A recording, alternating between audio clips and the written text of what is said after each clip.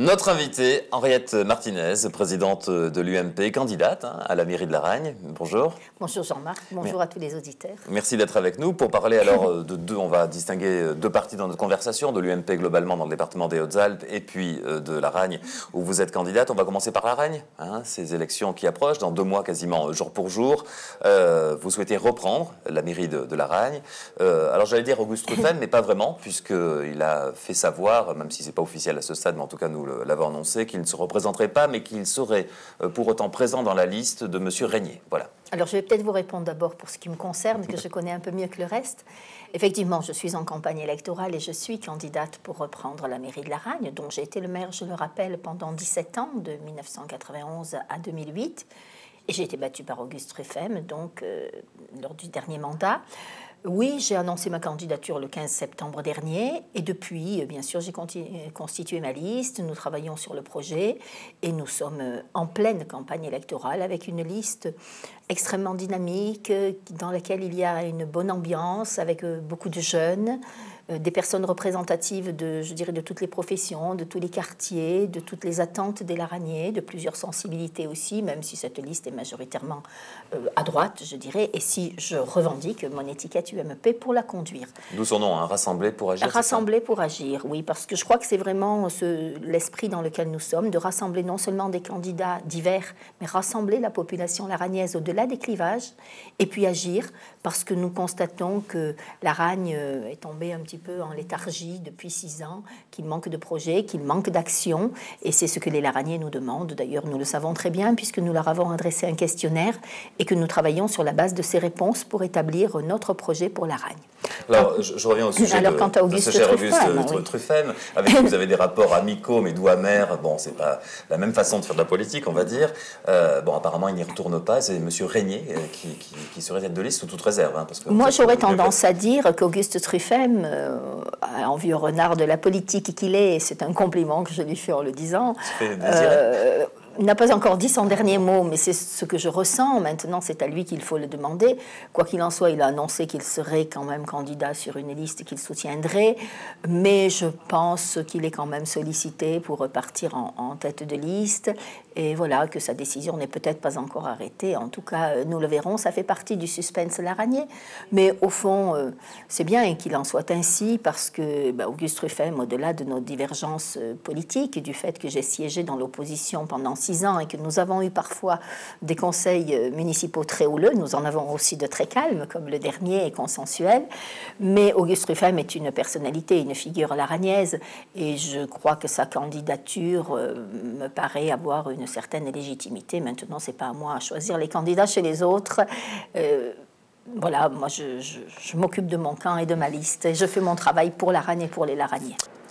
3 questions encore, dans des registres un petit peu différents. Une première sur les sénatoriales. Pierre Bain-Raymond a annoncé qu'il raccrochait, si je puis dire, à la surprise générale. Pas forcément à la surprise générale, mais en tout cas... Demi-surprise. Demi-surprise. Ça laisse place, finalement, à beaucoup de points d'interrogation, parce que vous nous avez déjà dit que vous ne mettriez pas dans ce jeu, mais il y aura, en pressant, c'est un secret de polichinelle, qu'il y a 2 candidatures annoncées, son suppléant Jean-Michel Arnaud et Jean-Yves Dussert, le président du Conseil général des Hautes-Alpes. L'UMP va avoir à trancher. C'est pas nous. C'est pas nous, donc ça c'est déjà très bien. Non, je ne me défausse pas, l'UMP aura tranché pour donner une investiture au sénatorial, mais je rappelle que dans notre formation politique, les élections nationales, européennes, relèvent d'investiture nationale. Donc c'est la commission d'investiture nationale de l'UMP qui devra trancher s'il y a plusieurs candidats. Naturellement, en tant que présidente de la fédération, et moi-même et Victor Béringuel en tant que secrétaire départemental, nous serons convoqués à la commission d'investiture, nous aurons notre mot à dire, mais ce n'est pas nous qui aurons la décision finale. Et ensuite, il nous appartiendra de faire en sorte qu'elle soit respectée.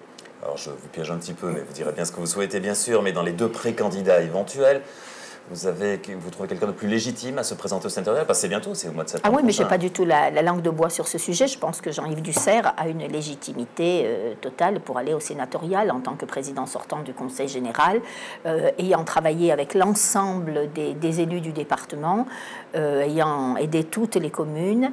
Et puis, je pense que Jean-Yves Dussert a, de par, je dirais, sa personnalité, un profil consensuel qui permettrait beaucoup plus facilement son élection au Sénat. En tout cas, pour ma part, c'est ce que je pense. Mais bon, après, je me rangerai à la décision nationale qui sera prise, quelle qu'elle soit.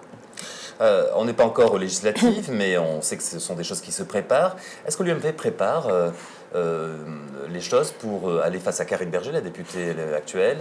Est-ce qu'il y a... D'abord, je me demande si Karine Berger sera toujours là, sera toujours candidate dans les Hautes-Alpes aux prochaines législatives. C'est ma première interrogation, parce qu'elle y est si peu qu'on se demande quel intérêt elle a pour notre département. Donc je ne suis pas persuadée qu'elle y revienne, et je pense que si on lui proposait une circonscription parisienne, elle y serait certainement beaucoup plus à l'aise, ne serait-ce que parce qu'elle habite à Paris. Donc ça, c'est la première chose. La deuxième, écoutez, moi je n'y pense pas tous les jours, mais il m'arrive d'y penser. Pour le moment, nous n'avons pas encore, je dirais, regardé très sérieusement et très à fond cette affaire, parce que je préfère que l'on envisage les étapes les unes après les autres. Nous avons des municipales, nous avons des européennes, nous avons des sénatoriales. L'année suivante, nous aurons des régionales et des départementales. Je crois que c'est comme ça que ça s'appellera. Voilà, donc tout ça va se mettre en place. Et ce sera l'occasion qu'émerge de nouvelles têtes. Et je pense que ça sera l'occasion de faire émerger des nouvelles têtes, notamment peut-être à travers les élections départementales, les élections régionales, et de positionner des jeunes, en tout cas, c'est pas la peine qu'il y en ait 36, mais au moins un pour aller aux législatives. Donc oui, nous y pensons bien sûr, parce qu'il faudra qu'il y ait un candidat aux législatives ou une candidate, et moi je souhaiterais trouver un ou une jeune candidat ou candidate qui puisse aller à ces élections, affronter Karine Berger ou quelqu'un d'autre.